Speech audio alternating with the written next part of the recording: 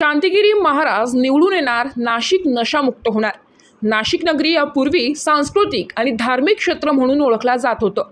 मात्र गेले 2 ते 3 वर्षांपासून या नाशिक कुंभनगरीत तरुण पिढीला एमडी ड्रग्ज सारख्या व्यसनांनी विळखा व इतर व्यसनाने गुरफ घातला असून अंमली पदार्थांनी विळखा घातला असून त्यामुळे चांगल्या दिशेने वाटचाल करणारे तरुण पिढी व्यसनाच्या अधीन होत आहे व या तरुण पिढीला वाचवण्यासाठी मी कटिबद्ध असल्याचं खासदारकीकरिता उभे असलेले अपक्ष उमेदवार शांतिगिरी महाराज यांनी विडा उचललेला आहे। आपल्या उमेदवारीचा प्रचार करताना त्यांनी शाळा कॉलेजेस येथे देखील भेटी देऊन कॉलेज तरुणींना मतदान करण्याचं आवाहन केलंय। तरुण पिढीला व्यसनापासून परावर्तित करण्याकरिता शांतिगिरी महाराज कसोशीने प्रयत्न करणार आहे। ड्रग्सचा मुद्दा अत्यंत महत्त्वाचा आहे की ज्या व्यसनामुळे अनेक जवान तरुण वाया जातात, त्यांचं आयुष्याचं काय होतं हे सांगायचं असं नाही।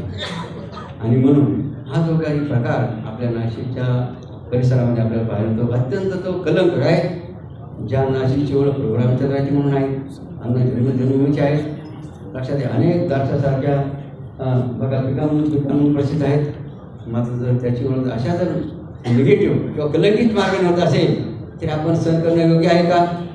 तर बाबांना असं वाटतं, जर आपण असं नुसतं पाहायची जर भूमी घेत असेल तर बाबांना वाटतं तुम्ही या भूमीत जन्मले नाही, तर तुम्हाला तुम्ही छत्रपती तुम्ही मावळे नाही, निश्चित असं बाबांना म्हणावं लागेल। पण बाबांना असं वाटतं असे जे प्रकार घडते हे ड्रग्जसारखे हे तर तू त्वरित कसे बंद होती आणि आमचे जवान तरुण याला त्याचं महत्त्व सांगून त्याचा म्हणजे आपल्या जीवनाचं महत्त्व सांगून आणि या व्यसनाचं नुकसान कसं होतं हे सांगून त्यांना आम्ही प्रवृत्त करणार आहोत आणि ड्रग मुक्त कसे नाशिकला असा प्रयत्न या ठिकाणी लवकर